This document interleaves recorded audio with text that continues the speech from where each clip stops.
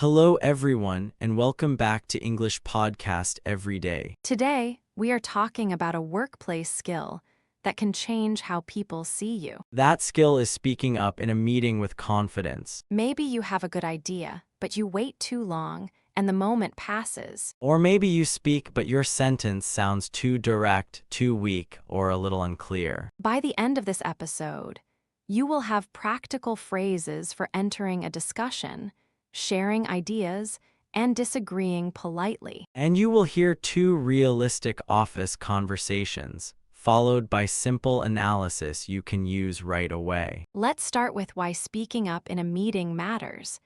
And then we will learn the first set of confidence phrases. In many workplaces, meetings are where people notice your thinking, not just your finished work. Exactly, speaking up does not mean talking all the time. It means adding value at the right moment. A great first phrase is, "Could I jump in here for a moment?" This is useful when people are already talking and you need a polite way to enter the conversation. For example, "Could I jump in here for a moment?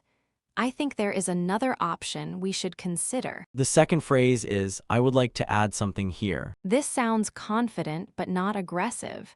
You are clearly asking for space to speak. The third phrase is, "From my perspective." It introduces your opinion in a professional way. For example, from my perspective, the timeline is possible, but only if we reduce the number of features. And the fourth phrase is, "I see your point, but I am wondering if." That phrase helps you disagree without sounding cold or confrontational. Try this example. "I see your point, but I am wondering if we should test the idea with a smaller group first." These four phrases give you a simple toolkit for entering, contributing, explaining, and disagreeing. Now listen to a realistic meeting where one team member speaks up about a project timeline with confidence and respect. Thanks, everyone. We need to confirm the launch plan by Friday. The current plan is to finish testing next week and release the update the following Monday. That sounds fine to me. The client has been asking for speed, so we should move quickly. Could I jump in here for a moment? Of course, Sky, go ahead. From my perspective, the timeline is possible, but it is quite tight. What part worries you most? I would like to add something here. We still have two features that have not been tested on mobile. That is true, but the features are small. I see your point, but I am wondering if even a small bug could create a bad first impression. That is a fair concern. What would you suggest? I suggest we keep Friday as the decision point, but prepare two options. What are the two options? Option 1 is the full release on Monday. Option 2 is a limited release for our beta users first. That gives us a backup plan without slowing everything down. I like that. Nicole, can you check the testing status by Thursday afternoon? Yes, I can do that.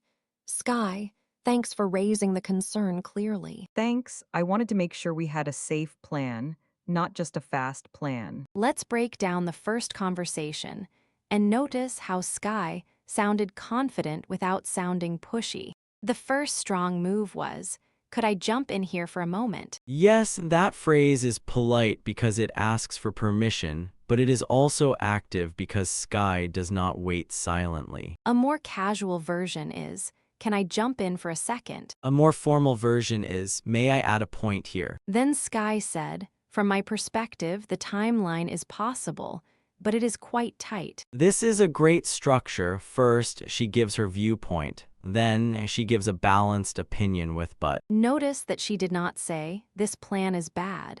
That would sound too harsh. Instead, she said, "I am wondering if." This phrase turns a disagreement into a shared question. Another useful alternative is, "Have we considered testing this with a smaller group first?" And finally, Sky offered a solution. Confidence is not only pointing out problems, it is helping the team move forward. Now let's learn how to present stronger ideas with softer delivery, especially when you need to disagree or challenge an assumption. Sometimes speaking up means saying something the group may not expect. That can feel scary, but good English gives you softeners.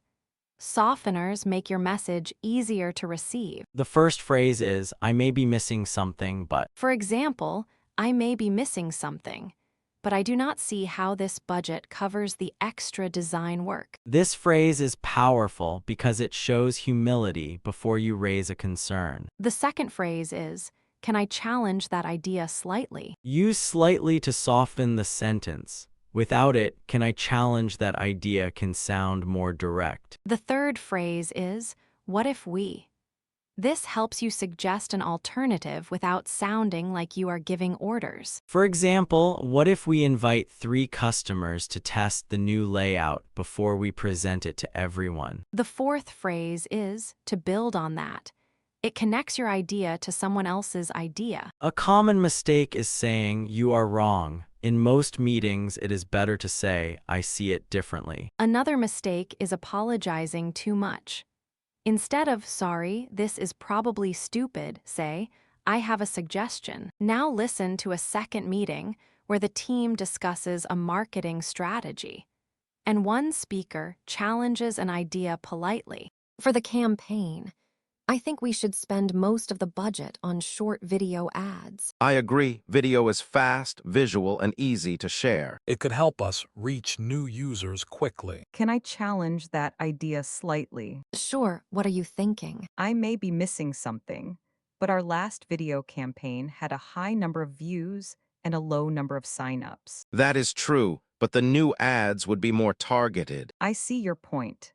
To build on that, what if we use video ads only for the first stage of the campaign? What would we use for the second stage? For the second stage, we could send a focused email series to people who watched the videos but did not sign up. That sounds more complete. It connects awareness with action. I like the idea, but would it take too much time to build the emails? That is a valid concern. What if we start with 3 simple emails instead of a long sequence? That sounds realistic. Nicole, would your team be able to draft those emails this week? Yes, if we keep them short, we can prepare them by Thursday. Then I support it. Video first, emails second, and we measure signups at each step. Great, I can create a simple tracking sheet so we can compare results clearly. Excellent. Thanks for challenging the idea in a constructive way. Let's compare basic meeting English with more confident B2 language and look at softeners, hedging, and grammar fixes. At B1 level, you might say, I think video ads are not good. That is understandable, but it can sound too simple or too negative in a professional meeting. At B2 level, you can say, I may be missing something, but the last video campaign did not lead to many signups. That sentence is stronger because it gives evidence, not just opinion. Here is another comparison. B1 might be, we should do emails. B2 could be, what if we used a short email series after the video ads? Notice the grammar. What if we used sounds more exploratory than we should? Exploratory language invites discussion. It makes people feel included instead of corrected. A common grammar mistake is saying, I am agree. The correct phrase is, I agree. Another fix is, I concern. Say, I am concerned, or that is a concern for me. The big lesson is this: confident English is not always stronger words. Often, it is clearer structure and softer delivery. Let's recap the most useful phrases, grammar points, and communication strategies from today's episode. Today, we learned how to enter a meeting discussion politely with, could I jump in here for a moment? We also practiced, I would like to add something here, which helps you claim space clearly. For opinions, we used from my perspective, and for polite disagreement, I see your point, but I am wondering if. In the first conversation, Sky raised a concern about a tight project timeline and offered a practical backup plan. Then we learned stronger softeners, including, I may be missing something, but, and, can I challenge that idea slightly? In the second conversation, the team improved a marketing strategy by combining video ads with a follow-up email series. And remember, confident meeting English is about timing, clarity, evidence, and respect. That is all for today's episode of English Podcast Every Day. Try using one phrase from this episode in your next meeting, even if it is a small meeting. Start with, "Could I jump in here for a moment?" It is simple, polite, and powerful. If this episode helped you, follow the podcast and share it with someone learning workplace English. Thanks for listening and keep speaking up with confidence.